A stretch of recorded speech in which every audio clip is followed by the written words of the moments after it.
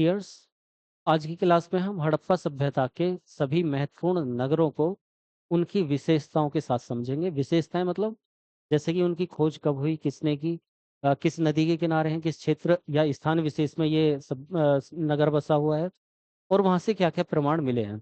लेकिन आज की क्लास थोड़ी सी टिपिकल रहेगी क्योंकि कुछ चीजें आप लोगों को याद रखनी पड़ेंगी, याद करनी पड़ेंगी और एक एक दो दो तीन तीन बार आप लोगों को दोबारा से उन प्रमाणों को देखना पड़ेगा। प्रमाण क्योंकि बहुत सारे आप लोगों ने कई सारी पुस्तकों को पढ़ा होगा या फिर पढ़ेंगे, कहीं भी ये सारे प्रमाण एक साथ संकलित नहीं है। ठीक है, मैं पहले ही बता देता हूँ। आप लोग पहले भी पढ़े होंगे या फिर पढ़ेंगे भी तो आप लोगों को स्वतः ही पता चल जाएगा कि इतने सारे प्रमाण, जैसे ही हड़प्पा सभ्यता से बहुत सारे प्रमाण मिले हुए हैं।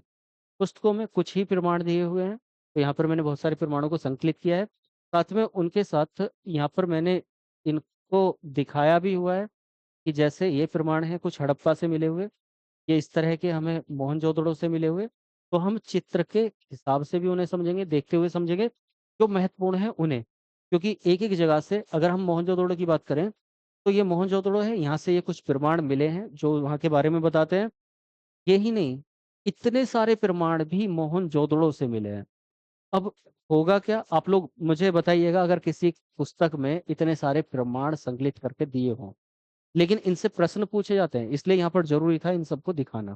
ठीक, अब यहाँ पर है क्या, तो बहुत सारी यहाँ पर इतने सारे प्रमाण हैं, उनमें से कुछ प्रमाण हमारे लिए बहुत ज्यादा महत्वपूर्ण है, हम उन पर डिस्कस करेंगे। जैसे कि ये बृहद स्नानागार और ये अन्नागार, कांसे की बनी नर्तकी की मूर्ति, आगे भी हैं पीछे भी हैं और भी बहुत सारे, तो चित्रों के साथ उन पर डिस्कस करेंगे। उनमें से कुछ को मैंने ऑलरेडी डिटेल में समझा दिया है। कब समझा दिया है, तो लास्ट क्लासेज में, अभी बताऊंगा मैं कैसे। तो डिटेल में समझा दिया है, जब समझा दिया है तो अब उनको थोड़ा सा कम समझाते हुए जिन्हें नहीं समझाया है, प्लस जो बहुत ज्यादा महत्वपूर्ण है। महत्वपूर्ण का मतलब है कि जहां, मान लीजिए महत्वपूर्ण का पता कैसे चलता है, अब हमें यहाँ से एक पशुपति की मोहर मिली है, तो वो हमारे लिए महत्वपूर्ण है क्योंकि धार्मिक स्थिति को बताती है। मातृ देवी की मूर्ति मिली है, धार्मिक स्थिति को बताती है। यहाँ पर दाढ़ी वाले पुरोहित की मूर्ति मिली है। ठीक है, कुछ ऐसी चीजें, कुछ ऐसे प्रमाण जो वहाँ की आर्थिक, सामाजिक या धार्मिक, राजनीतिक स्थिति को बताते हैं, उनके कल्चर के बारे में पता चलता है, तो वो हमारे लिए बहुत ज्यादा महत्वपूर्ण होते हैं। प्लस वो एग्जाम्स में आते रहते हैं, तो उन पर हम थोड़ा ज्यादा फोकस करेंगे, बाकी पर थोड़ा कम करके समझेंगे उन्हें भी। बस आपका एक ही काम रहेगा कि थोड़ा सा इन्हें रिकॉल करने के लिए दो दो तीन तीन बार देखना पड़ेगा। ठीक है, चलिए, इसके अलावा अभी तक हमने कर क्या लिया है, मैं एक बार वो दिखा देता हूँ आप लोगों को। तो अभी तक इस हड़प्पा सीरीज में हमने हड़प्पा को समझा, हड़प्पा के नाम को समझा है, ये नाम किसने दिए, हड़प्पा की खोज को समझा है, कितना समय लगा इसमें वो सब समझा। हड़प्पा कहाँ के लोग, कहाँ के मूल निवासी थे, अलग अलग इतिहासकारों के तर्कों को समझा, उनमें से सही तर्क किसका है, बाकी का खंडन किया गया। मेसोपोटामिया से इसकी तुलना की। उसके अलावा ये इसका समय क्या था, सही समय क्या है, इसके काल विभाजन को समझा, हड़प्पा पूर्व के स्थलों को समझा। उसके बाद मैप पर भी समझा था, इनकी नगर, नगर विस्तार को समझा, यहाँ पर नगरों को और स्थलों को देखा। अब इन स्थलों को हम आगे एक एक करके समझने वाले हैं। ठीक है, और बहुत सारे चित्र जो प्रमाण हैं उनके साथ समझने वाले हैं, जो आप, जिन चित्रों को आप लोग पहली बार देखेंगे उन्हें देखते हुए समझने वाले हैं। तो ये इनकी नगर योजना समझी, नगर योजना के साथ साथ इनके अपवादों को समझा, मकानों की संरचना, उनके अपवादों को समझा, इनका समाज समझा, समाज के साथ साथ ये इनकी कृषि, पशुपालन, तकनीकी कौशल, लिपि, राजनीति, मृदभांड, ये सारी चीजों को, इनके धार्मिक जीवन को, ये चित्रों के साथ में समझा। जीवन, आर्थिक जीवन, व्यापार, विनिमय, ये सब हमने समझ लिया है। आयत की जाने वाली वस्तुएं हमने देख ली है, मैप पर इन्हें लोकेट कर लिया है। इस पतन को हम अभी आगे समझेंगे। तो हम हड़प्पा से शुरू कर रहे हैं। एक बार मैं आपको दिखा देता हूँ कि हड़प्पा में हम समझने के वाले हैं, बहुत सारे चित्रों को लेने भी वाले हैं। हड़प्पा, यहाँ पर ये कुछ चित्र हैं जो हड़प्पा से रिलेटेड हैं। उसके बाद मोहनजोदड़ो, ये एक जगह संकलित नहीं हुए, तो इन चित्रों को मैंने अलग अलग कर दिया। ये चित्र, इन्हें देखेंगे, समझेंगे थोड़ा सा। उसके बाद ये लोथल, इन चित्रों को देखेंगे, समझेंगे।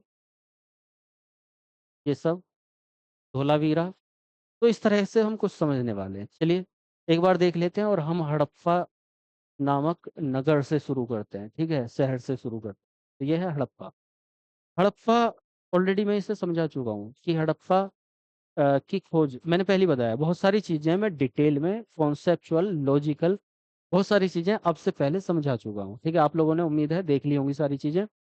अगर आप इस वीडियो को यूट्यूब पर देखेंगे तो लिंक मैं कोशिश करूँगा डिस्क्रिप्शन में डालने की। बाकी आप क्लासेज में और अगर एप्लीकेशन पर देखेंगे तो इससे पहले देख ही ली होंगी। तो देखिए, यहाँ पर बहुत सारी चीज़ें डिटेल में हमने समझी हैं, उन्हीं के बिहाफ़ पर हम आगे बढ़ेंगे। तो मैंने बताया था कि हड़प्पा की खोज कैसे हुई? हड़प्पा को 1921 में तो खोजा गया है, यहाँ पर भी लिखा हुआ है। 1921 में इसकी खोज हुई है, दयाराम साहनी ने की है। बाद में माधव स्वरूप वत्स भी इससे जुड़े और उत्खनन कराया। लेकिन 1826 में एक व्यक्ति ने क्या किया था, इसका एक जगह हड़प्पा को पाया, उसके बारे में बताया, एक पुस्तक में भी लिखा हड़प्पा के बारे में।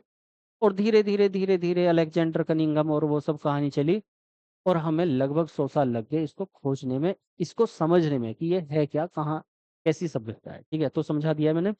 तो खोज कब हुई है? 1921 में दयाराम साहनी ने। अब जहाँ पर समझा दिया है, वहाँ पर हम ज़्यादा टाइम वेस्ट नहीं करेंगे। क्योंकि अगर हम एक ही शहर को बार-बार अलग-अलग क्लासेज में डिटेल में ही समझते रहे, तो वो एक ही शहर बहुत बड़ा हो जाएगा। इतनी सारी चीज़ें यहाँ से मिल रही हैं। ठीक है? बाकी समझेंगे सब कुछ।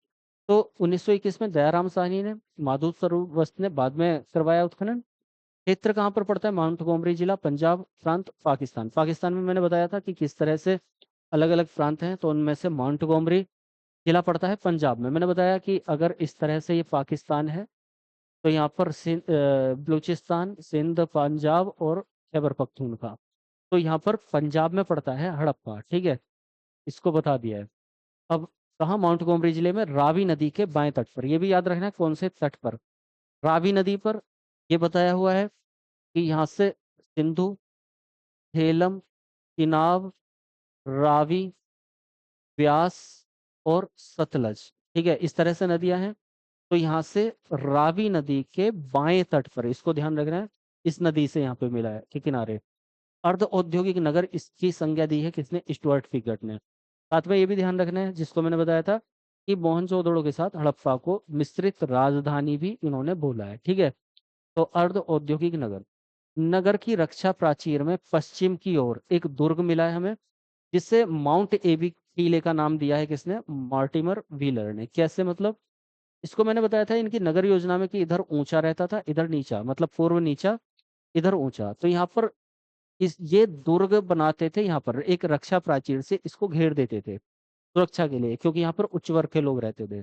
और जब ये उच्च वर्ग के लोग यहाँ पर हैं, तो ये जिस टीले पर रक्षा प्राचीर बनाई गई है, इस टीले को एबी, माउंट एबी का नाम दिया किसने? व्हीलर ने। इस बात को ध्यान रखना है। तो ये एक स्पेशलिटी है जो किसके लिए है? हड़प्पा के लिए।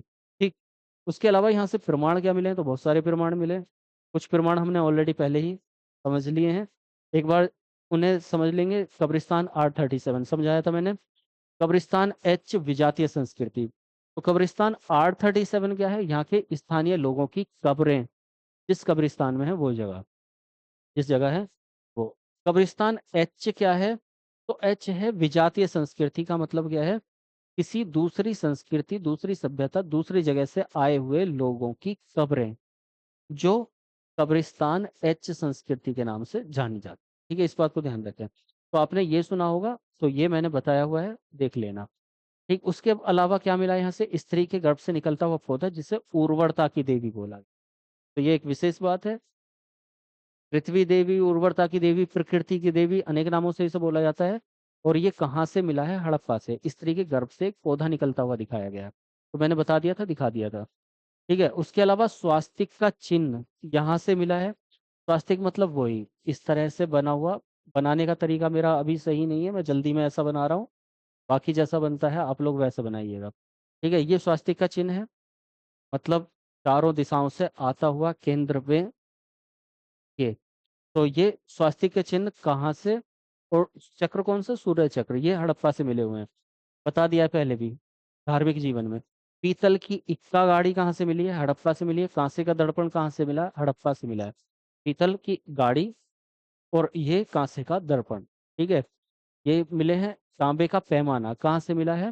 हड़प्पा से मिला है। पीतल, तांबा, कांसा, तीनों चीजें आ गई। शंख का बैल कहाँ से मिला है? हड़प्पा से मिला है। लकड़ी का समाधान पेटी का, समाधान पेटी का मतलब है एक ताबूत।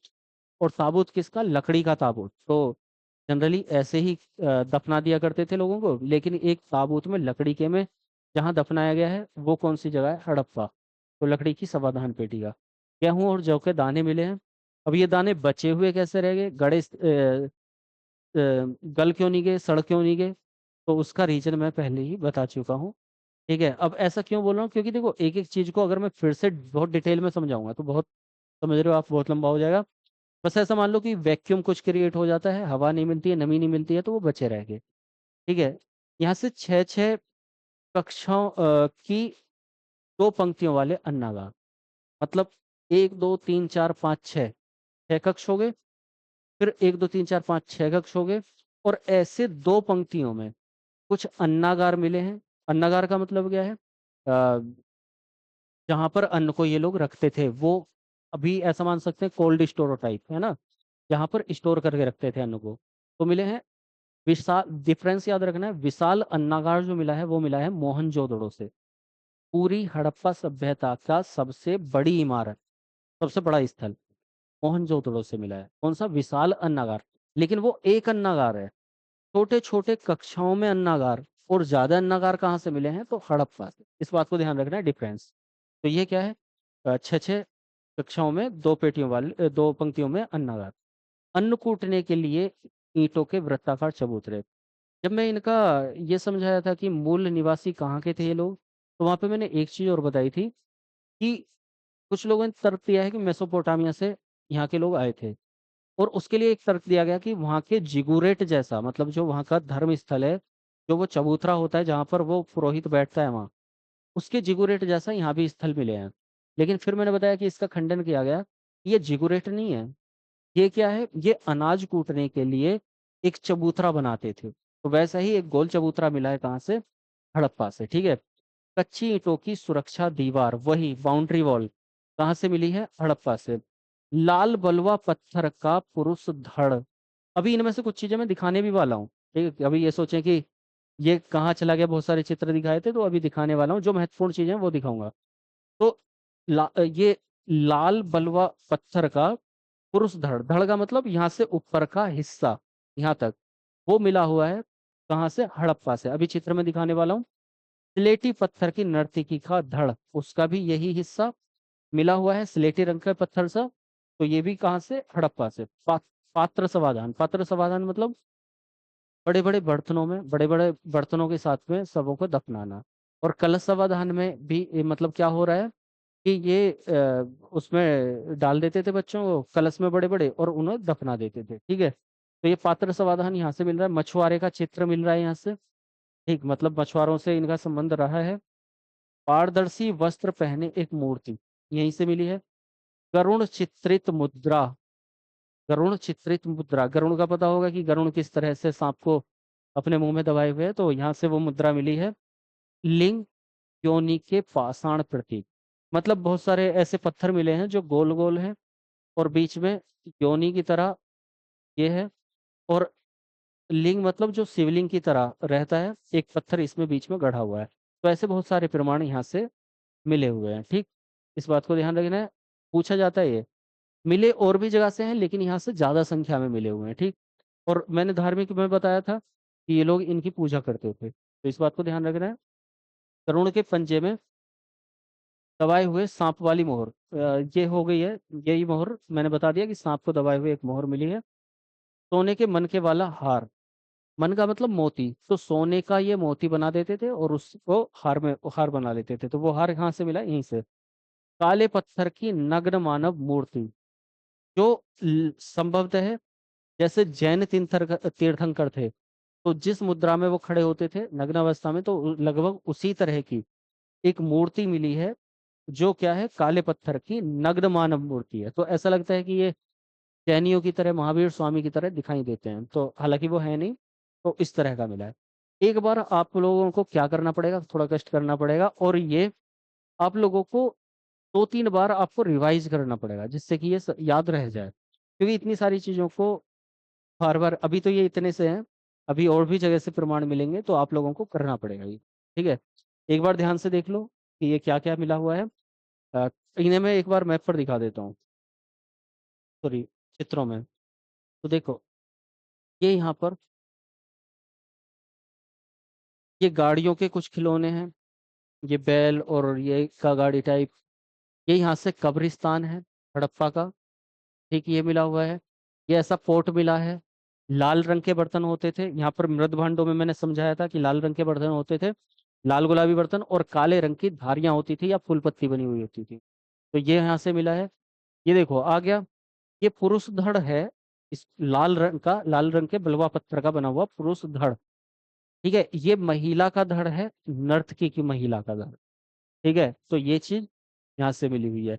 यहाँ से मैं कुछ कम ही प्रमाण दिखा रहा हूँ, कुछ चीजों को मैंने ऑलरेडी पहले डिटेल में समझा दिया है। ठीक, चलिए अब इसके अलावा आते हैं हम मोहनजोदड़ो पे। भाई मोहनजोदड़ो पूरी हड़प्पा सभ्यता का, सिंधु घाटी सभ्यता का सबसे बड़ा स्थल, सबसे ज्यादा प्रमाण मिलने वाला स्थल, सबसे बड़े बड़े और प्रमुख प्रमाण मिलने वाला स्थल, सबसे जो महत्वपूर्ण प्रमाण है वो यहीं से मिले हुए हैं। कैसे, देख लेते हैं।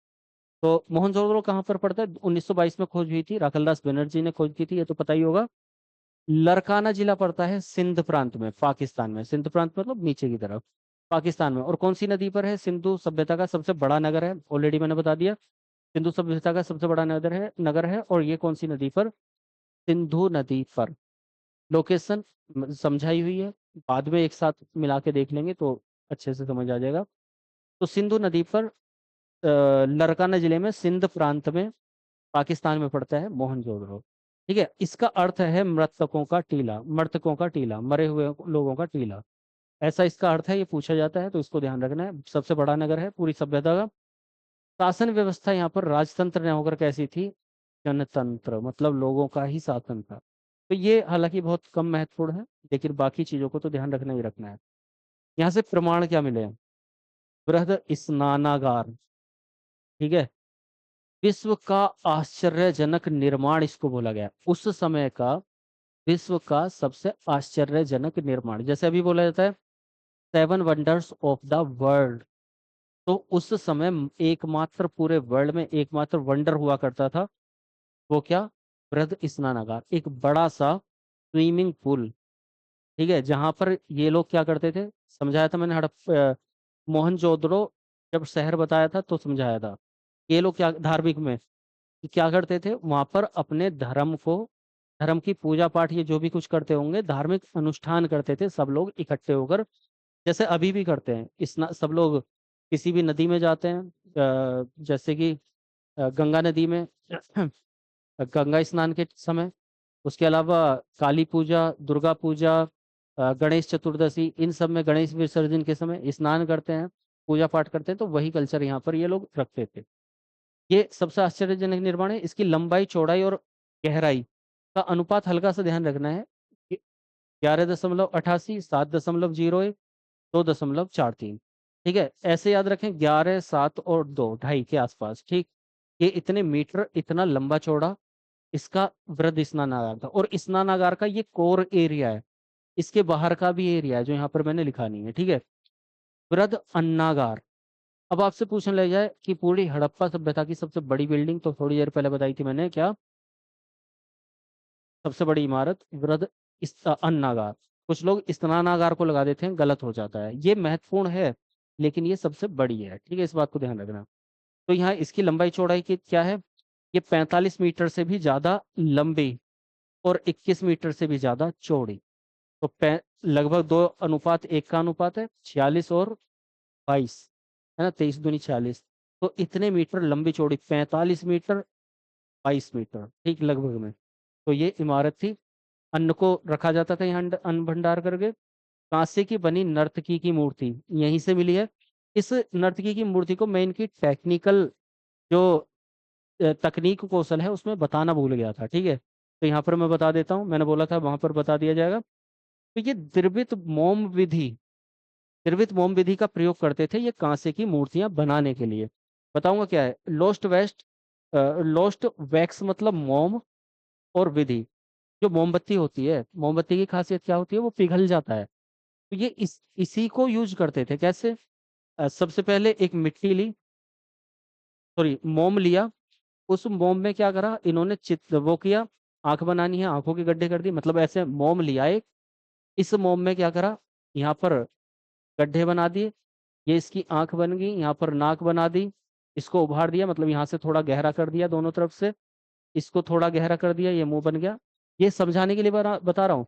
यहाँ पर वैसे ही नीचे, तो ये पूरा इस तरीके से उस मोम पर बना लेते थे। ठीक है, उसके बाद क्या करते थे, एक स्पेस के साथ में मिट्टी लगा देते थे, और मिट्टी लगाने के साथ में क्या करते, मिट्टी जब कठोर हो जाती तो एक छेद कर देते थे मिट्टी में, ऊपर और नीचे, ऊपर से छेद किया और उसको नीचे से छेद किया, उसको गर्म करते थे। और सॉरी, उसके बीच में क्या भर देंगे, ये भर देंगे कांसे को, पिघले हुए कांसे को। अब कांसा पिघल गया, जैसे जैसे गर्म कांसा पिघला, ऐसा कांसा तो आपको पता नहीं होगा गर्म कैसा होता होगा, ब्रोंज, लोहा गर्म हो रहा है तो लिक्विड बन जा रहा है ना वो, तो वैसे ही कांसे को लिक्विड बना के गर्म करके उसके अंदर भर देते थे। जब गरम गरम वो कांसा अंदर जाएगा, तो वहां से मोम क्या होगा, वैक्स क्या होगा, वो पिघल के नीचे उसमें से मिट्टी में से टपकता रहेगा। मोम सारा खत्म हो गया, कांसा सारा आ गया। जब कांसे ने एक स्ट्रक्चर ले लिया, क्योंकि बाहर मिट्टी भी लगी हुई है ना, कांसे ने एक स्ट्रक्चर ले लिया, तो ये उस मिट्टी को तोड़ देते थे, छुटा देते थे। ठीक है, तो वहां पर बचता था केवल कांसे की मूर्ति। ऐसे बनाते थे, इसको बोलते हैं द्रवित मोम विधि, या हिंदी में और भी एक नाम है, मधु छिड़ी कुछ ऐसे करके है वो, मेरी जुबान पर नहीं आ रहा है, फिर बता दूंगा।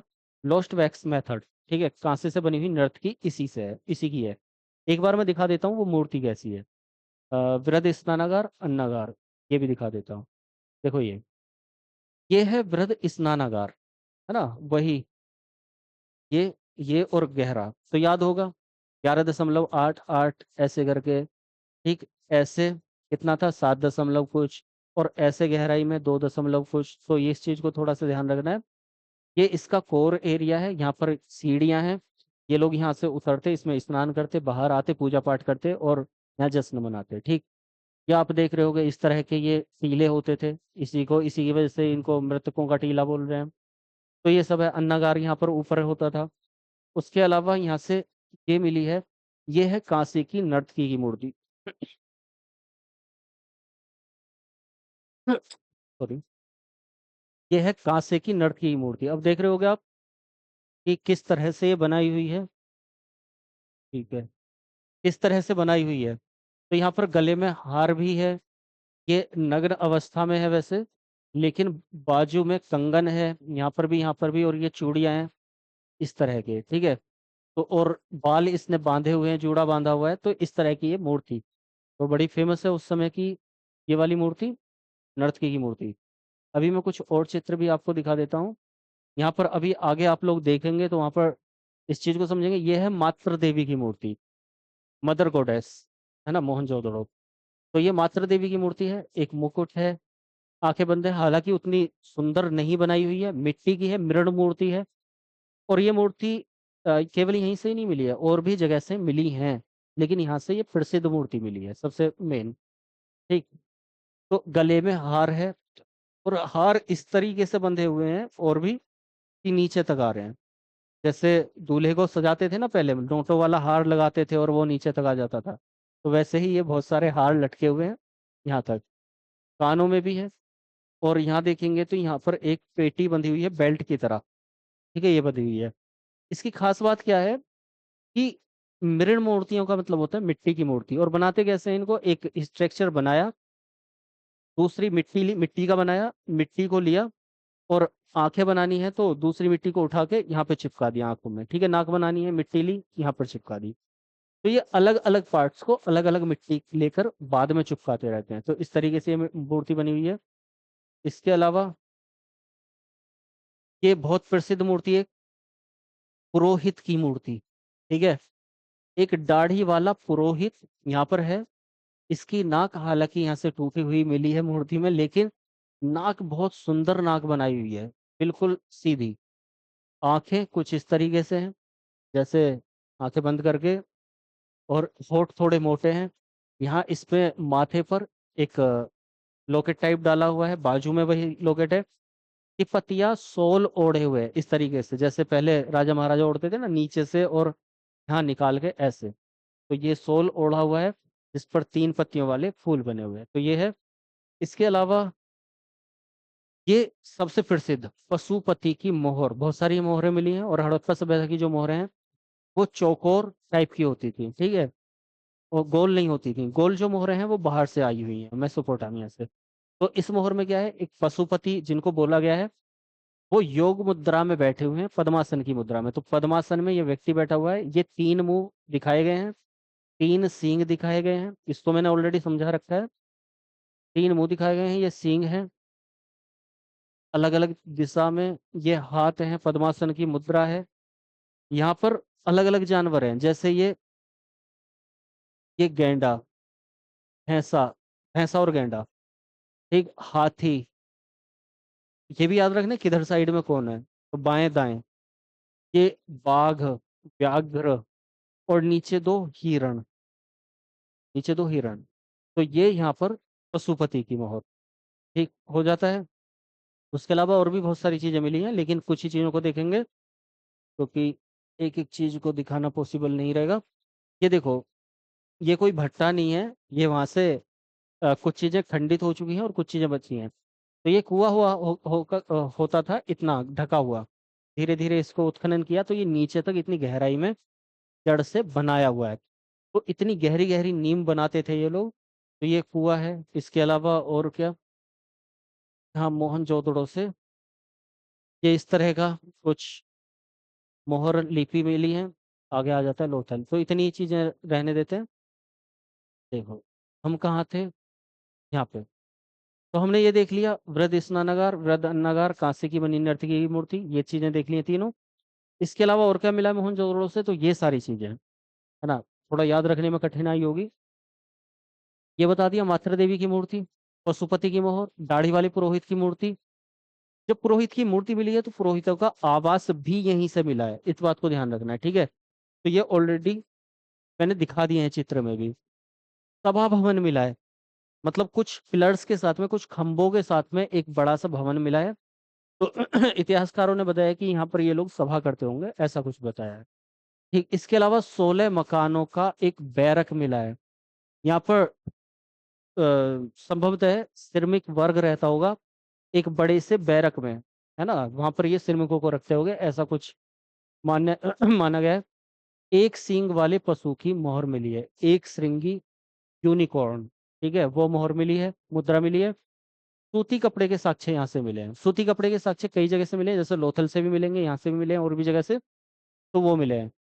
इसलिए जहां से जो बहुत सारी जगह से चीजें मिली हैं वो उनकी इंपॉर्टेंस थोड़ी कम हो जाती है। जो किसी खास जगह से ही मिली है, मोहर हो गई, मूर्ति होगी ये वाली, ठीक है, ये वाली मूर्ति हो गई, तो ये हमारे लिए बहुत इंपॉर्टेंट होती है। महाविद्यालय मिला है, पुरोहितों का एक महाविद्यालय भी मिला है, ठीक है। तो पुरोहितों का आवास, मूर्ति और महाविद्यालय। घोड़े और दांत की आकृति, घोड़े के दांत की आकृतियां यहाँ पर मिली है। बंदर का चित्र मिला है, और एक धागे पर आगे पीछे खिसकता हुआ, सरकता हुआ एक बंदर की मृण मूर्ति, मिट्टी की मूर्ति। मतलब अपने गेम्स होते होंगे इनके, तो धागे पर वो बंदर आगे पीछे भग रहा है ना, एक तरफ बांध दिया, दूसरी तरफ बांध दिया, इधर से उसको धक्का दिया, उधर, उधर से इधर, तो ऐसा। तांबे के कुत्ते की मूर्ति मिली है, तो बंदर कुत्ता यहाँ से मिला है। सीपी का बना पैमाना मिला है, ये थोड़ा सा इंपॉर्टेंट हो जाता है, सीपी का बना हुआ पैमाना, ठीक है। जो जो आप लोगों को याद रखने हैं वो मैं बताता चल रहा हूँ। बहुत ज्यादा इंपॉर्टेंट है, मात्रा देवी की मूर्ति, पशुपति की मोहर, पुरोहित की मूर्ति, आवास, और महाविद्यालय भी है थोड़ा सा। ये एक श्रृंगी वाला पशु। उसके अलावा सीपी का बना पैमाना, ये हमारे लिए महत्वपूर्ण है। उत्कीर्ण कांस्य कुल्हाड़ी, कांसे की एक कुल्हाड़ी मिली है। वसूला मिला है, मतलब ये औजार उपकरण यहाँ से मिल रहे हैं भवन निर्माण के लिए। एक जो औजार है वसूला, वो यहाँ से मिला है।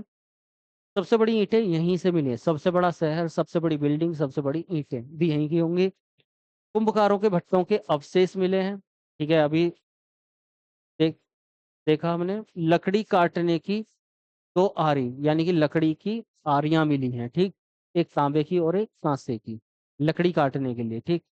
चांदी के डिब्बे के अंदर लाल कपड़े में लिपटा हुआ तांबे का उस्तरा, उस्तरा एक दो जगह से मिला, यहाँ से भी और कहीं से भी मिलेगा, तो वो। इसके अलावा चांदी के बर्तन मिले हैं, पत्थर की मोहर पर जहाज का चित्र मिला है, ठीक, ये भी थोड़ा सा काम का है, महत्वपूर्ण है। हाथी का कपाल खंड मिला है, ये वाला हिस्सा मिला है हाथी का, ठीक। गीली मिट्टी पर दिए के साक्ष्य मिले हैं। गले हुए तांबे के ढेर मिले हैं। तांबों के ढेर ये थोड़ा सा महत्वपूर्ण है, इसको ध्यान रखना है। तांबे के ढेर किस जगह से मिले हैं, तो वो मोहनजोदड़ो से। मिट्टी के बना तराजू मिले हैं। सामूहिक नरकंकाल मिले हैं, लेकिन कब्रिस्तान नहीं मिले। सामूहिक, इस बात को ध्यान रखना है, इंपॉर्टेंट है ये बहुत ज्यादा। क्यों, इसको बोला जाता है मृतकों का टीला। उस टीले पे मृतकों के कंकाल तो बहुत सारे मिले, लेकिन क्या, वहां से कब्र नहीं मिली। इस बात को ध्यान रखना है। तो ये यहाँ से मिल रहा है। मलेरिया हुआ था, ऐसा कुछ यहाँ से प्रमाण मिला। एक मुद्रा पर नाव का चित्र, ये शायद पहले भी आ गया है। जहाज और नाव का चित्र। कुबड़ वाले बैल की मोहर, ये हमारे लिए बहुत महत्वपूर्ण है। कुबड़ वाला बैल, कुबड़ वाला बैल यहीं से मिला है हमें। अ, एक सींग वाला जानवर भी यहीं से मिला था, एक श्रृंगी जानवर, दोनों हमारे लिए बहुत इंपॉर्टेंट है दोनों जानवर। ऐसा ध्यान कर लो, जानवर बहुत सारे यहाँ से मिले हैं। बंदर मिला है, कुत्ता मिला है, एक सींग वाला जानवर मिला है, बैल मिला है। और बाकी पशु की पति की मोहर में तो कई सारे मिले हैं, ठीक। उसके अलावा भारत खंडों में विभाजित ये नगर था, जो ऊपरी और निचला दो मुख्य हिस्से थे। गढ़ी और आम क्षेत्र जिसको बोला जाता था। घुटनों के बल चलते हुए आभूषण पहने हुए दो बालकों की मूर्ति मिली है, जैसे कृष्ण जी हो, इस तरह के। अर्ध मानव अर्ध बाघ की मूर्ति, नरसिंह रूप टाइप का यहाँ से मिला है।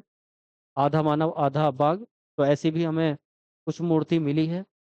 ठीक लगता है उसको देखने पे जैसे नरसिंह भगवान की कहानी है, नर और सिंह, मानव और शेर वाली कहानी, तो ऐसा कुछ मिला है।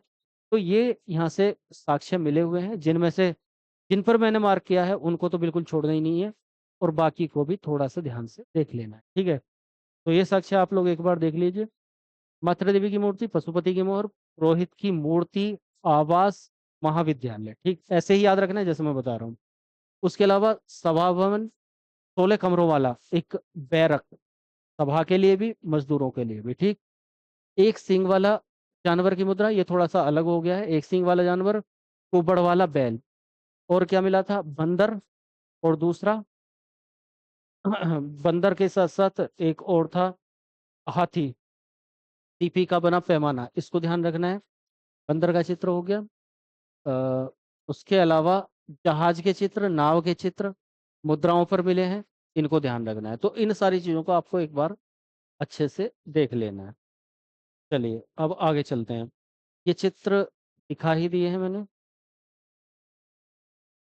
ये चित्र हो गए हैं। अब चलते हैं लोथल पर। तो लोथल क्या कहता है, लोथल एक बड़ा विशेष स्थल है, कहाँ पर पड़ता है, गुजरात में, ठीक है। खोज 1955 में, 1962 में एस आर राव ने की। इंपॉर्टेंट है, S R Rao, S R Rao ने की। अहमदाबाद गुजरात में पड़ता है, अहमदाबाद से थोड़ा सा दूर है, मैं हालांकि गया हुआ हूँ यहाँ पे, तो काफी दूर पड़ता है, थोड़ा नहीं काफी दूर पड़ता है। कहने को अहमदाबाद जिले में है। तो यहाँ भोगवा नदी के किनारे पड़ता है ये। एक ही रक्षा प्राचीर यहाँ पर मिली है, ये मैंने अपवादों में बता दिया था, नगर की योजनाओं के अपवादों में, ठीक है। पूरे की एक ही बाउंड्री, ऊपर और निचली दोनों के लिए। यहाँ पर बंदरगाह और गोदीवाड़ा, बंदरगाह या गोदीवाड़ा, इसके प्रमाणों में सबसे जो महत्वपूर्ण है बंदरगाह या गोदीवाड़ा। गोदीवाड़ा इसको ही बोलते हैं इंग्लिश में डॉकयार्ड, जहाँ पर पानी के जहाज आकर रुकते हैं और जहाँ से जाते हैं, वो जगह। धान की भूसी मिली है, चावल के प्रमाण यहाँ से मिले हैं। चावल और बाजरे पर दो मुहे राक्षस का अंकन, इसको तो आप सोच भी सकते हैं, छोड़ भी सकते हैं, लेकिन चावल के प्रमाण यहाँ से मिले हैं, ये बहुत ज्यादा महत्वपूर्ण है। अन्नागार यहाँ से भी मिला है, जैसे हड़प्पा और मोहनजोदड़ो से मिला है, वैसे यहाँ से भी मिला है। मनका बनाने का कारखाना चौहदड़ों से भी मिलेगा, यहाँ से भी मिलेगा। चौहदड़ों का थोड़ा सा बड़ा है, फेमस है, लेकिन यहाँ से भी मनका, मन का मतलब मोती बनाने का कारखाना, तो यहाँ से भी मिला है, इस बात को ध्यान रखना है। हड़प्पा से भी मनका बनाने का मनका बनाया जा रहा था हड़प्पा में, लेकिन कैसा, सोने का मनका। यहाँ पर मनका बनाने का कारखाना, ध्यान रखना है। अग्नि वेदिकाएं यहाँ से भी मिल रही हैं, एक दूसरी जगह कालीबंगा से भी मिलेंगी। अग्नि वेदिका मतलब अग्नि, जिसमें यज्ञ हवन करते हैं, ऐसी कुछ चीजें। पक्की मिट्टी की बनी शतरंज की मोहर, ठीक, ये यहाँ से मिली है। घनाकार पासे शकुनी वाले, वो यहाँ से लगभग मिले हैं। 3 युग्म समाधियां, ध्यान रखना है। मनका बनाने का कारखाना बहुत महत्वपूर्ण है, अन्नगार छोड़ सकते हैं। 3 युग्म समाधियां, ठीक है, मतलब जोड़े से 3 समाधि, कहाँ पर मिली है? यहीं पर, अभी दिखाऊंगा चित्र में। ठीक, उसके अलावा ममी। ममी मतलब दामवी मूवी देखी होगी। कंकाल मतलब जो मृत शरीर है उसको लिपेट कर रखते हैं। लिपेट कर क्यों रखा जाता है? क्योंकि शरीर गल सड़ जाता है मरने के बाद। तो ये लोग यहाँ से एक प्रमाण मिला है हमें मम्मी का, मतलब मसाले में, जिससे कि वो, ऐसा गरम मसाला नहीं, उसको सड़ने गलाने से बचाने के लिए कुछ पदार्थ लगाया हुआ है उनके ऊपर और उनको ढका हुआ है पूरे को। तो उसको मम्मी कहाँ से मिला है? लोथल से। लोथल से। ठीक है, घोड़े की मृण मूर्तियां लोथल से मिली हैं। हाथी दांत का पैमाना, ध्यान रखना है। तो कहाँ से मिला है? लोथल से। हाथी दांत का पैमाना लोथल से। फारस की मोहर, ये भी यहाँ से मिली है। फारस की मोहर का मतलब है, मैंने आगे कहीं पर डाला, हाँ ये बेलनाकार मोहर, ये यहाँ पर डल गया है। जो मेसोपोटामिया की मोहर होती थी वो बेलनाकार होती थी, गोल सिलिंड्रिकल ऐसी। ठीक है, वो यहाँ से मिली है लोथल से। तांबे का कुत्ता, एक जगह से और मिल रहा था कुत्ता। ये हमारे लिए इंपॉर्टेंट है, चालाक लोमड़ी का चिन्ह, जो यहाँ, ये डबल डबल डल गया है। पंचतंत्र की कहानी, चालाक लोमड़ी का चित्रित मृद भांड, ये हमारे लिए महत्वपूर्ण है, इसको मैंने समझाया हुआ भी है कि पंचतंत्र में एक कहानी है चालाक लोमड़ी। कौवा ऊपर बैठा हुआ है, उसके मुंह में रोटी है, नीचे से लोमड़ी उसको देख रही है, सोच रही है कैसे रोटी छीनूं, ऊपर जा नहीं सकती। तो लोमड़ी क्या करती है, उसको बोलती है कि आपकी आवाज बहुत सुरीली है, कुछ गाकर सुना दो। तो वह जैसे ही गाने के लिए करता है, रोटी लोमड़ी के मुंह में। तो ये जो कहानी है, मतलब ऐसा चित्र बनाया हुआ है कहाँ पर? एक मृदभांड पर, मिट्टी के बर्तन पर, वह कहाँ से मिला है? लोथल से। ठीक है। चक्की के पार्ट मिले हैं, ये बात को ध्यान रखना है। चक्की के पार्ट पीसने के लिए, वो यहाँ से मिले हैं। मिट्टी का बना खिलौने स्वरूप जहाज, पानी का जहाज, तो ये भी यहाँ से मिला है। ठीक है, मोहनजोदड़ो से भी जहाज की मोहर मिल रही है, नाव की मोहर मिल रही है, और यहाँ से भी मिल रही है।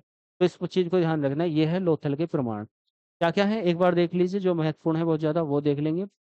बंदरगाह, डॉकयार्ड या गोदीवाड़ा। चावल, मनका बनाने का कारखाना, अग्निवेदिका है। उसके अलावा शतरंज मोहर टाइप के घनाकार पासे, तीन युग्मित समाधियां, मम्मी।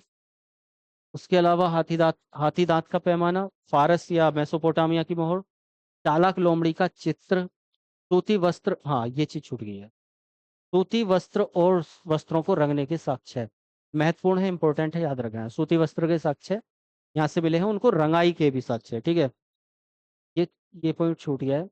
बर्मा या छेदक मिला है, तो ये उतना इंपॉर्टेंट हालांकि है नहीं। बर्मा छेदक मतलब इस तरीके से छेद करने के लिए लकड़ी में, तो ये मिला है। चक्की के पार्ट मिले हैं, ये इंपॉर्टेंट है। मिट्टी का ये खिलौना, और ये है ही हमारे पास कहानी। ठीक है, तो ये हो जाता है। अब इसमें से कुछ चित्र देखते हैं जिससे आप लोगों को समझ में आएगा कि क्या क्या हो सकता है। हो ज्यादा नहीं। इस तरह का हुआ करता था लोथल, ये मैंने कहीं से एक फोटो लिया है बताने के लिए। ये भोगवा नदी है, उसमें से ये एक नहर निकाली इन लोगों ने, और ऐसे करके ये बना दिया डॉकयार्ड, हमारा क्या, बंदरगाह है ना। ये बनाया बंदरगाह, और यहाँ पर इस तरह से जहाज लाते थे, यहाँ पर रोकते थे, अपना व्यापार सामान माल ढोया, उतारा उतारा और निकल गए। जब इनको यहाँ से पानी निकालना है तो ये इस चैनल को खोल देंगे, यहाँ से पानी निकल के वापस इसमें चला जाएगा, नदी में। ठीक है, तो ये हो जाता है, जब पानी ज्यादा हो जाएगा तो इसमें चला जाएगा। तो इस तरह का पैटर्न इन्होंने अब से 4-5 हजार साल पहले बना लिया था। ये इनका अन्नागार है, यहाँ पर इनका कब्रिस्तान है, इधर कब्रिस्तान है, कुछ ऐसा करके है। तो इस तरह का ये इनका उच्च नगर है, ये निम्न नगर है, तो ऐसा करके नगर होता था। थोड़ा सा इसमें एग्जैक्टली नहीं है, कुछ कल्पनाशीलता भी इसमें बनाई गई है, दिखाई गई है। ये मुझे चित्र कहीं से मिला, मैंने उठा लिया, मुझे अच्छा लगा तो आप लोगों को दिखा दिया। ठीक है, उसके अलावा यहाँ पर चलते हैं। तो ये गोदीवाड़ा है, ये इसी तरह का है। ठीक है, ये देखा हुआ है मेरा। लेकिन यहाँ पर क्या है कि यहाँ पर इसको हटा दिया गया है, इन पेड़ों को, और यहाँ पर ये साफ नगर साफ दिखता है। इसके जस्ट बराबर में 4-5 मीटर की दूरी पर, किलोमीटर नहीं मीटर, मतलब यहीं पर जस्ट बराबर में नगर आ जाता है। तो अंतर नहीं है। अब इसमें पानी भरा हुआ है ऊपर तक, लेकिन ये पानी जब सूखा हुआ होता है तो ये नीचे होता है काफी गहराई में। काफी गहराई का मतलब काफी ऊंचाई तक होगा। यहाँ से, उधर से पानी आ रहा है, और यहाँ से निकलने की व्यवस्था इस तरह का है।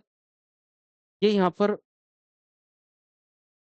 ये इस तरह के अलग अलग इनके रूम्स हैं, और यहाँ पर इनके बाथरूम वाला है, जगह है ये, यहाँ से नाली है बाथरूम से, नाली निकाली गई है।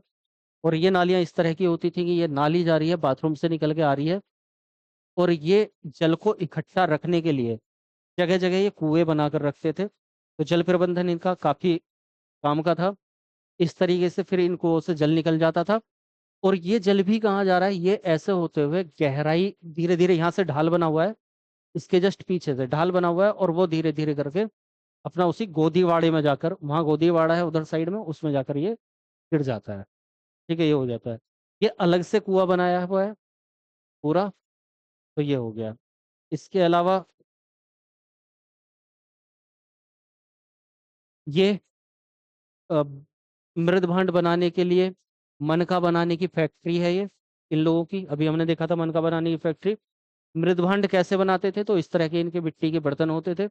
ये प्लेन बर्तन, इनको टूटे हुए बर्तन है, इनको दोबारा से जोड़ा गया, आप देख रहे होगे यहाँ पे। इस तरह की पोर्ट्री ये लोग बनाते थे। इन पर चित्र बने हुए हैं, हल्के हल्के चित्र आप लोगों को दिख रहे होंगे। यहाँ पर दिख रहा होगा, ये अलग कलर है, चित्र बना हुआ है। तो इस तरह का कुछ ये बनाते थे। लोथल से प्राप्त मृद भांड, यहाँ पर जो म्यूजियम, इसी लोथल के बराबर में ही इसका म्यूजियम है, उस म्यूजियम में ऐसे चित्र देखने को मिल जाते हैं। ठीक है, तो ये हो जाता है। ये है युग्मित समाधान। युग्मित समाधान का मतलब, अब ये कहाँ पर है, तो ये म्यूजियम में ही है, शीशे में बंद है। तो स्त्री और पुरुष दोनों एक साथ एक ही समाधि में, कहाँ पर है, लोथल में। ठीक है, इसके अलावा आते हैं, ये कुछ हमें मोहर, कुछ चिन्ह मिले हैं। ठीक है, लोथल से, और ये और भी बहुत सारी जगह से, जैसे कि मोहनजोदड़ो से हमें ये वाला मिला है। ठीक, ये भी मोहनजोदड़ो से मिला है। तो ये कुछ चित्र, ये मोहरें जगह जगह से मिली हैं। तो यहाँ पर ये मोहरें देख सकते हैं आप लोग। इसके बाद आते हैं धोलावीरा पर। तो इतना समझ गए। टाइम थोड़ा ज़्यादा हो रहा है, देखते हैं अगर ज़्यादा हुआ तो अभी इसे दो हिस्सों में बांट लेंगे। तीन शहर हो गए, थोड़ा जल्दी करके देखते हैं एक बार, अगर पूरा हो पाएगा तो एक ही बार में ख़त्म कर देंगे, नहीं तो दो हिस्सों में बांट के मैं आप लोगों को दे दूंगा। तो देखो, धोलावीरा क्या है, पता है 1967 में जेपी जोशी ने इसको खोजा था। 1990 में फिर से उत्खनन हुआ, और एसआर बिष्ट ने, ठीक है, जगपति जोशी ने खोजा पहले, और फिर एसआर बिष्ट ने इसका दोबारा से उत्खनन कराया 1990 में। कच्छ के रण, गुजरात में ये पड़ता है। ठीक, नदी कौन सी है, मंदसर नदी या मनहर नदियों के बीच में पड़ता है। ठीक है, इसको ध्यान रखना है। मतलब कच्छ का रण वाला क्षेत्र है, तीन भागों में विभक्त है ये धोलावीरा। और सबसे बड़ी खास बात क्या है यहाँ की, तो खास बात है यहाँ का जल प्रबंधन प्रणाली। इस बात को ध्यान रखना है, जल प्रबंधन के लिए धोलावीरा प्रसिद्ध है। दूसरे नंबर पे जल प्रबंधन और कुओं के लिए दूसरे नंबर पे है लोथल प्रसिद्ध। ठीक, तो ये जल प्रबंधन प्रणाली गुजरात में ही पड़ रहा है, कच्छ के रण में। रेन वाटर हार्वेस्टिंग, मतलब ये जल, वर्षा के जल का भी संचयन करते थे ये लोग। ठीक है, तो ये किया हुआ है। 16 जल भंडारण केंद्र इन्होंने बनाए हुए थे, जिससे वर्षा के जल को इकट्ठा कर सके और सूखे के टाइम पे यूज कर सके। तो इतनी अच्छी इनकी प्रणाली थी। इस तरह से नगर होता था, इधर से एक नदी जा रही है, इधर से एक नदी जा रही है, यहाँ से एक नहर निकाल दी, ऐसे करके यहाँ से एक नहर निकाल दी, इसका पानी यहाँ दे दिया, और जगह जगह इन्होंने कुएं टाइप के बना दिए। ठीक है, ये बनाया था। क्रीड़ा स्थल स्टेडियम था, तीन जगहों में, तीन भागों में ये विभक्त है, इस बात को ध्यान रखना है, बहुत महत्वपूर्ण है। जल प्रबंधन बहुत महत्वपूर्ण है, रेन वाटर हार्वेस्टिंग। क्रीड़ा स्थल स्टेडियम एकमात्र जगह है जहां से हड़प्पा सभ्यता का क्रीड़ा स्थल, मतलब खेलने का मैदान मिला है। 10 बड़े अक्षरों में लिखा हुआ एक सूचना पट का प्रमाण यहाँ से मिला है, अभी दिखाऊंगा वो सूचना पट का प्रमाण। हाँ, ये वाला था, अभी दिखाता हूँ। बड़ी मात्रा में मृद भांड और खिलौने मिले हैं, बाकी प्रतीकात्मक समाधान मिले हैं। प्रतीकात्मक समाधान क्या, कब्रें तो हैं लेकिन उन कब्रों में सब नहीं है, तो ऐसे समाधान। तो आपको ध्यान रखना है क्या, ये पट लिखे हुए अक्षरों का, क्रीड़ा स्थल, स्टेडियम, जल प्रबंधन, हार्वेस्टिंग, ये चीज आपको ध्यान रखनी है। तीन नगरों में विभक्त है, कच्छ के रण में जगपति जोशी ने इसको खोजा हुआ है। देखो इस तरीके से ये वाटर हार्वेस्टिंग करते थे। मतलब ये काफी दूर से आता हुआ एक गड्ढा है, दूर से आ रहा है और ढलान के साथ है, ढलान आते आते यहाँ पर पूरा ढलान हो गया। ये देख रहे हो आप, दीवार ऊपर तक है, ये प्लेन से आ रहा है और ढलान के साथ है, यहाँ पर बिल्कुल ढलान आकर और यहाँ से सीढ़ियां उतार देते थे और एक गड्ढा और खोदते थे, मतलब गहराई में, बिल्कुल कोर में। यहाँ पर इनका पानी इकट्ठा है, ठीक। ये हो जाता है। तो उसके अलावा और कुएं, ये अलग से एक कुआ आप लोग देखोगे, ये इस तरह का, इसके स्थल आवास कुछ मिले हैं, रहने की जगह, गोल गोल झोपड़ियां बनाते थे। उसके अलावा ये आपको एक पट पर यहाँ पर लिखा हुआ कुछ अक्षर यहाँ पर दिख रहे होंगे, ये 10 अक्षर हमें मिले हैं, ठीक है। इन 10 अक्षरों को ध्यान रखना है, कहाँ से? धोलावीरा से। उसके बाद आते हैं चौदड़ो। अब हमारा काम हो गया, अब हम थोड़ा सा जल्दी जल्दी ले लेते हैं। चलिए थोड़ा जल्दी ले लेते हैं। अब जो सबसे महत्वपूर्ण नगर हैं, सबसे महत्वपूर्ण जो प्रमाण है, वो हम लोगों ने देख लिए हैं। तो अब आता है चौदड़ो। चौदड़ो का है, इन्हें देखो, अब ये आगे पीछे आ रहे हैं, कभी गुजरात का आ रहा है, कभी पंजाब का आएगा, कभी वहाँ पाकिस्तान का आएगा, फिर पाकिस्तान का आ गया। अब ऐसा क्यों? क्योंकि इन्हें महत्वपूर्णता के साथ में यहाँ पर डाला है मैंने। इन्हें इनके स्थान के हिसाब से, भारत के और भारत के राज्यों के हिसाब से एक साथ, पाकिस्तान पाकिस्तान के राज्यों के हिसाब से एक साथ, और अफगानिस्तान के हिसाब से एक साथ, वो मैंने शुरू में बता ही दिए हैं। अभी नहीं, इससे पहली वीडियो में देख लेना आप। ठीक, तो यहाँ पर चौदड़ों की अगर बात करें तो 1934 में खोजा गया मजूमदार के द्वारा, और अर्नेस्ट मैके ने 1935 में इसका उत्खनन कराया, ठीक है। क्षेत्र कहाँ पर पड़ता है? सिंध प्रांत, पाकिस्तान में। ये ऑलरेडी हम पहले भी देख चुके हैं। उसके अलावा सिंधु नदी के किनारे है, ठीक, सिंधु नदी के किनारे। अब देखो, जिनको ये याद नहीं हो रहा हो तो लास्ट वाली क्लास, लास्ट वाली वीडियो देखना, उसमें मैंने बताया हुआ है कि इनके स्थल कहाँ कहाँ हैं। वो सारे स्थल मैंने दिखाए हुए हैं मैप पर, समझ में आ जाएंगे। किले बिंदी का कोई साक्ष्य यहाँ से नहीं मिल रहा है, ये बताया था, अपवाद स्वरूप है। गोल घेरा प्राचीर नहीं बनाते थे। प्रमाण क्या क्या मिले? मन का बनाने की फैक्ट्री, कारखाना। यहाँ से देखो, जो सौंदर्य प्रसाधन है वो सारा का सारा यहाँ से मिल रहा है, ठीक, इस बात को ध्यान रखना है। मोती यहाँ से मिल रहे हैं, लिपस्टिक यहाँ से मिल रही है, कंघा, काजल, सौंदर्य प्रसाधन सब यहाँ से मिल रहे हैं। ईंटें भी ऐसी नहीं है, गोल गोल ईंटें बना रहे हैं, है ना, वक्राकार ईंटें महत्वपूर्ण है, बना रहे हैं। सॉरी, ये सारी चीजें महत्वपूर्ण है। 4 पहियों वाली गाड़ी मिली है, मतलब खिलौना गाड़ी। अलंकृत हाथी मिला है, ठीक है, ये भी। बिल्ली का पीछा करते हुए एक कुत्ते के पदचिन्ह मिले हैं। 3 घड़ियाल मिले हैं। 2 मछलियों का अंकन वाली मुद्रा और स्याही वाली दवात यहाँ से मिली है। तो ये कुछ चीजें मिली हैं, इनमें से जो महत्वपूर्ण है सुर वाली, वो मैंने बता ही दी है, इनको ध्यान रखना है, ठीक है। चलिए, ये हो जाता है हमारा क्या, चौदड़ो। उसके बाद आता है कालीबंगा। कालीबंगा में उत्खनन 1951 में कमलानंद घोष ने, और 1961 में उसके बाद में उत्खनन कराते हैं कौन? ब्रजवासी लाल और बीके थापर। इसके अलावा क्षेत्र कौन सा है? स्थान गंगानगर, और या अभी नया जिला बन गया है तो हनुमानगढ़ जिला, राजस्थान में। घग्गर नदी के बाएं तट पर यह पड़ता है। घग्गर नदी कौन सी है? सरस्वती नदी, जो विलुप्त हो चुकी है वो वाली। काले रंग की चूड़ियां, इसका अर्थ होता है काली बंगा, ठीक, काले रंग की चूड़ियां। मिट्टी और कांच की चूड़ियां मिली हैं, जब नाम ही इसका अर्थ यह है तो मिट्टी कांच की चूड़ियां। जुते हुए खेत के साक्ष्य है, इसको महत्वपूर्ण है, बहुत ज्यादा महत्वपूर्ण है, ये सारी चीजें तो है ही हैं। तो प्रमाणों में मिट्टी की कांच की चूड़ियां, जुते हुए खेत का प्रमाण, अग्निकुंड और अग्नि वेदिकाएं यहाँ से मिली हैं। और कहाँ से मिली हैं? लोथल से, बताया था। कच्ची ईंटों से निर्मित भवन और चबूतरे मिले हैं। फर्श का भवन का फर्श पक्का और अलंकृत मिला है, अलंकृत ईंटें मिली हैं, ठीक है। अलंकृत मतलब डिजाइन वाली ईंटें, तो यहाँ से मिली है। तो ये हो जाता है। उसके अलावा देखो यहाँ से और क्या क्या मिला है, तो थोड़ा सा ये भी देख लेते हैं। यहाँ से 3 विधियां मिली हैं अंत्येष्टि की, समाधान की 3 विधियां। पूर्ण समाधिकरण, अपवाद स्वरूप पूर्व से पश्चिम दफनाते थे ये लोग, मतलब इसी समाधि जो बनाते थे उसको पूर्व से पश्चिम दफनाते थे। जबकि हड़प्पा सभ्यता में सामान्यतः उत्तर से दक्षिण दफनाया जाता था लोगों को, लेकिन ये पूर्व पश्चिम दफनाते थे। तो अपवाद है इसका।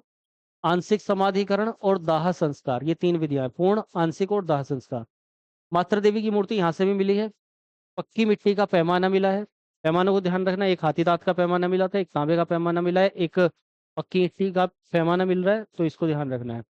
सूती कपड़े की छाप, सूती कपड़े लोथल से भी मिले हैं। रंगाई वाले कपड़े यहाँ से भी मिल रहे हैं। बर्तन में सूती कपड़े में लिपटा उस्तरा एक और जगह से मिल रहा है। सिलबट्टा, सिलबट्टा यहाँ की विशेषता है, इसको ध्यान रखना। कहाँ से मिला है सिलबट्टा? पीसने के लिए एक सिलबट्टा एक और जगह से मिला था, पार्ट मिले थे, कहाँ से देख लेना। बेलनाकार मोहरें लोथल से भी मिली हैं, यहाँ से भी। कहाँ की है ये? मेसोपोटामिया, फारस वाली मोहरें। एक मोहर पर बाघ दर्शाया है, बहुत ज्यादा महत्वपूर्ण नहीं है। माणिक्य व इसके मन के छोड़ो। भूकंप के साक्ष्य थोड़ा सा है। हाँ, ये हमारे लिए महत्वपूर्ण है। एक साथ ये दो दो फसल बो लेते थे एक ही खेत में, चना और सरसों। इधर से चना बोते चले गए, इधर से सरसों बोते चले गए। इस तरह की खेती यहाँ पर मिली है।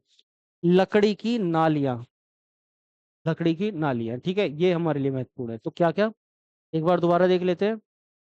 अंत्येष्टि की तीन विधियां तो है ही हैं। मातृ देवी की मूर्ति मोहनजोदड़ो को ध्यान रखना है। बाकी कई जगह से मिली है, बता दिया मैंने। सूती कपड़े की छाप, सिलबट्टा ध्यान रखना है। मोहर, बेलनाकार मोहर ध्यान रखनी है। एक खेत में दो फसल ध्यान रखना है, और लकड़ी की नालियां ये ध्यान रखना है, ठीक है। बाकी इससे पहली चीज ध्यान रखनी है, बनावली। 1973 में आर एस विस्ट ने खोजा। हिसार क्षेत्र पड़ता है, फतेहाबाद जिला, हरियाणा में। सरस्वती वही घग्गर नदी के किनारे है। मिट्टी का हलनुमा खिलौना बहुत महत्वपूर्ण है, मिट्टी का हलनुमा खिलौना यहाँ से मिला है, ठीक। उससे पता चलता है कि यहाँ के लोग क्या करते थे। यहाँ के लोग खेत जोतते थे, है ना, हल से। जौ के प्रमाण मिले हैं, जौ की फसल उगाते थे। बहुत सारी जगह से जौ के प्रमाण मिले हैं हमें। वही लोथल से जैसे चावल के प्रमाण मिले हैं, और भी जगह से चावल के प्रमाण मिले। लेकिन यहाँ से कुछ ज्यादा मात्रा में मिल रहे हैं। वहां से चावल, यहाँ से जौ। यहाँ आरा युक्त मृण पहिया, मतलब मिट्टी का पहिया, जिसमें मिट्टी का पहिया जिसमें स्पोक व्हील्स होते थे, ये आरे होते थे। ऐसा कहाँ से मिला है? बनावली से, ठीक। सड़कों पर बैलगाड़ी के पहिए का साक्ष्य है, ये मिला है। मातृ देवी की वही मृण मूर्तियां कई जगह से मिल रही हैं। अग्नि वेदिका यहाँ से भी मिल रही है, इसको मैंने बता दिया। अग्नि वेदिका दो तीन जगह से मिल रही है। तो इसमें मिट्टी का हल्लुमा खिलौना, जौ और अग्नि वेदिका, इनको याद रख लेना है आप लोगों को, ठीक है। उसके अलावा आते हैं राखी गढ़ी। 1980 में सूरजभान और आचार्य भगवान देव अमरेंद्र नाथ ने इसको खोजा। 1980 में, बहुत बाद में खोजा गया। हिसार हरियाणा में पड़ता है। सिंधु सभ्यता का विशालतम स्थल है, सबसे बड़ा स्थल पूरी विश्व सिंधु सभ्यता का भारत में, तो यही है। भाखरा घग्गर नदी, वही कौन सी नदी? सरस्वती नदी के किनारे। ताम्र पाषाण उपकरण, हड़प्पा लिपि युक्त मुद्रा। बहुत ज्यादा विशेष नहीं है, बस इसको ऐसे ध्यान रखना है कि यहाँ पर बहुत ताम्र पाषाण कालीन भी कुछ चीजें मिली हैं, उससे पहले भी और बाद की भी, ठीक, इतना ध्यान रखना है। आगे चलते हैं, राखी गढ़ी से आगे, बस समाप्ति की तरफ है हम। कोट दीजी, कोट दीजी में 1935 में धुर्रे और इसका उत्खनन अहमद खान ने करवाया। 1955 में सिंध प्रांत पाकिस्तान में ये है, सिंधु नदी के किनारे ये है, ठीक है। एक चीज को ध्यान रखना है, प्राक हड़प्पा बस्ती, मतलब हड़प्पा से पहली बस्ती है कोट दीजी। मैंने बताया था, डिटेल में समझा दिया है कि हड़प्पा से पहले भी बस्तियां थी। अगर शुरू से देखते आ रहे होगे तो सारी चीजें आसानी से समझ आ रही होंगी। अब देखो, जो पहली बार इसको देख रहा होगा, शुरू वाली क्लास नहीं देखी है, उसको ऐसा लग रहा होगा कि मैं यहाँ पर तेज कर रहा हूँ, क्योंकि इन्हें ऑलरेडी मैंने समझा दिया है। तो यहाँ पर बताया था कि किस तरह से हड़प्पा से पहली बस्तियां थी। कोटदीजी वन, कालीबंगा वन, उनसे कोटदीजी नगर और कालीबंगा जैसे नगर बने, ठीक। तो ये वही है, अग्निकांड में जलकर नष्ट हो गए, फिर हड़प्पा के लोग बसे, ऐसा यहाँ पर माना जाता है। तो कोटदीजी वन से ही बना हुआ, उसके नीचे वाली लेयर जो है वहां पर उसको बोला जाता है कोटदीजी वन। इसके ऊपर वाली लेयर है कोटदीजी टू, यानी कि नगर। लेयर कौन सी है तो वो देख लिया होगा आपने। प्रमाण, मिट्टी के बर्तन मिले हैं, कच्चे ईंटों के मकान और चूल्हे मिले हैं। किलेबंदी का कोई साक्ष्य नहीं है, तो ये उतना ज्यादा खास नहीं है, बस इतना चूल्हे और मकान कच्चे ईंटे के मिले हैं, इसको थोड़ा सा ध्यान रख लिया। चलो अब आते हैं रंगपुर। रंगपुर स्थल एस आर राव के द्वारा 1954 में खोजा गया। अहमदाबाद जिला गुजरात में पड़ता है, भादर नदी के किनारे है। तीन संस्कृतियों के अवशेष मिले हैं। ज्वार, बाजरा, धान, भूसी, धान की भूसी, ये सब मिला है। नालियां मिली है, कच्ची ईंटों के दुर्ग मिले हैं। बहुत ज्यादा खास तो नहीं है, लेकिन थोड़ा सा ध्यान रखना है कि तीन संस्कृतियों के अवशेष मिले हैं। तीन संस्कृतियां मतलब वही हड़प्पा से पहली और बाद की, ठीक है, वो सब। चलिए अब हम इसे समाप्त कर लेते हैं। नहीं, एक दो नगर और बचे हुए हैं। रोपड़ है, कहाँ पर पड़ रहा है ये? 1953-56 में जगदत्त शर्मा ने इसको खोजा है। खोजकर्ता का नाम आप लोगों को ध्यान रखना है। इसके अलावा रोपड़ रूपनगर पंजाब में, रूपनगर पंजाब में पड़ रहा है, रोपड़ जिले में। और ये सतलज नदी के किनारे है। प्रमाण कच्ची ईंटों के घर यहाँ से मिले हैं। ठीक, तांबे की कुल्हाड़ी यहाँ से मिली है, और मानव के साथ कुत्ता दफनाने के साक्ष्य है। बहुत ज्यादा महत्वपूर्ण नहीं है, लेकिन साक्ष्यों को थोड़ा सा एक नजर डाल लेनी है। ठीक है, इसके साथ साथ हमें मिल रहा है सुतकोटदा। कहाँ पर है? कच्छ के रण में, गुजरात में। 1972 से 75 में जगपति जोशी ने इसका उत्खनन कराया।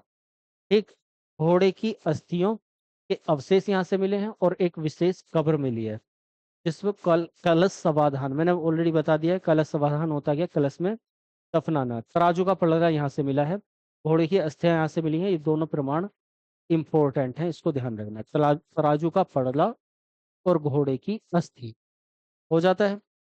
उसके बाद में आते हैं हम यहाँ। ये चारों को आप लोगों ने देख ही लिया होगा, क्योंकि मैंने इसको समझा दिया है। चारों जो सबसे उत्तरतम, सबसे दक्षिणतम, सबसे पूर्वतम, सबसे पश्चिमतम, तो ये चारों हमारे शहर हैं। सबसे उत्तर मांडा पड़ता है, कहाँ पर? जम्मू कश्मीर, अखनूर जिले में, चिनाब नदी के किनारे है। खोज 1976 में की जगपति जोशी ने। शर्ट ब्लेड हड्डी के उपकरण यहाँ से मिले। ठीक है, इसको ध्यान रख सकते हैं। ये 1400 किलोमीटर दूर दक्षिण में, सबसे पूरी सभ्यता का दक्षिणतम बिंदु काइमाबाद पड़ता है, अहमदाबाद जिले में। और कौन सी नदी के किनारे? प्रवरा नदी के किनारे। ठीक है, कहाँ पर? महाराष्ट्र में। उसके अलावा पूर्वतम स्थल पड़ता है आलमगीरपुर, मेरठ में। मेरठ, हिंडन नदी के किनारे। खोज करता है यज्ञदत्त शर्मा। ठीक है, और मृदभांड पर रंगीन चित्रकारी यहाँ से मिली है। तो इन चारों नगरों को मैंने बता दिया, फिर भी इसको भी बता देता हूँ दोबारा से। तुत्का गैंडोर सबसे पश्चिमतम स्थल है, बलूचिस्तान पाकिस्तान में पड़ता है, दास्क नदी के किनारे पर। 1927 में आर एल स्टाइन ने इसको खोजा, और बाद में इसका सर्वेक्षण कराया किसने? 1962 में जॉर्ज बेल्स ने। ठीक, यहाँ से प्रमाण क्या मिले हैं? तीन संस्कृतियों के साक्ष्य, वही आती जाती तीन संस्कृतियां। बंदरगाह मिला है, मानव अस्थि राख से भरा कलश मिला है, बेबीलोन से व्यापार के साक्ष्य मिले हैं, और प्राकृतिक चट्टान मिली है। तो बहुत ज्यादा महत्वपूर्ण तो है नहीं इनके प्रमाण, लेकिन फिर भी थोड़ा सा आप लोगों को एक नजर ध्यान रख के चलना है। ठीक है, चलिए ये हो जाते हैं। अब यहाँ पर हमारा ये खत्म। एक बार देख लेते हैं, अगर कुछ बचा होगा, बचा नहीं है वैसे तो। चलिए, हाँ, ये दो चार नगर हैं, इनको एक नजर देख लेना है बस कि क्या है। जैसे कहाँ पर है? अली मुराद पड़ता है सिंध में, पाकिस्तान के। छोटा सा एक ग्रामीण प्रकार का स्थल है, छोटा सा, बहुत छोटा सा, कुछ ही मीटर का। एक अली मुराद कहाँ पर पड़ रहा है? सिंध पाकिस्तान में, इतना ध्यान रखना है। तुतका कोह, तुतका गैंडोर कहाँ पर था? बलूचिस्तान पाकिस्तान में, तो वहीं पर सुतका कोट है। तुतका कोह। टावरकाट, टावरकोट, ये कहाँ पर पड़ रहा है? ये भी बलूचिस्तान पाकिस्तान में। संगोल पड़ता है पंजाब में। कुणाल पड़ता है हिसार हरियाणा में। सोने चांदी के आभूषण मिले हैं, सोने के, सॉरी, चांदी के दो मुकुट भी मिले हैं। कहाँ से? कुणाल से। थोड़ा सा ये खास हो जाता है, इसलिए हिसार हरियाणा में। मित्ताथल भिवानी में पड़ता है, हरियाणा में। तो ये सभी स्थल हम लोगों ने देख लिए हैं। बस आज के लिए इतना ही काफी है, क्योंकि बहुत सारा कुछ हो गया है। ठीक है, अब इससे बाद में हम इसका पतन देखेंगे, और इससे पतन के साथ साथ हड़प्पा के बाद वाले स्थल और उसकी संस्कृतियों को भी एक नज़र देख लेंगे, समझ लेंगे। मैंने पहले ही बताया था कि आज थोड़ा सा आप लोगों को प्रयास करना पड़ेगा, कई बार इन्हें प्रमाणों को देखना पड़ेगा। जहां तक बात है खोज की, अभी हम क्या देख रहे हैं? खोज देख रहे हैं, कब हुई है, कैसे हुई है, किसने की है। उसके अलावा किस स्थान, किस क्षेत्र में पड़ रहा है, किस नदी के किनारे है, कोई विशेषता है तो। ये पहले भी मैं सारी चीजें बता चुका हूँ, इसलिए मैंने बहुत ज्यादा डिटेल आज नहीं ली है। केवल आज फैक्ट्स कलेक्ट करके आप लोगों को दिए हैं कि एक एक नगर के फैक्ट्स को आपको ध्यान रखना है। उसके लिए कुछ समझा दिए हैं मैंने डिटेल में, और कुछ आप लोगों को एक दो बार रिवाइज करने पड़ेंगे। चलिए, बस इतना ही रहने देते हैं। आज मिलते हैं अगली क्लास में, अगली वीडियो में। तब तक के लिए धन्यवाद। जय हिंद।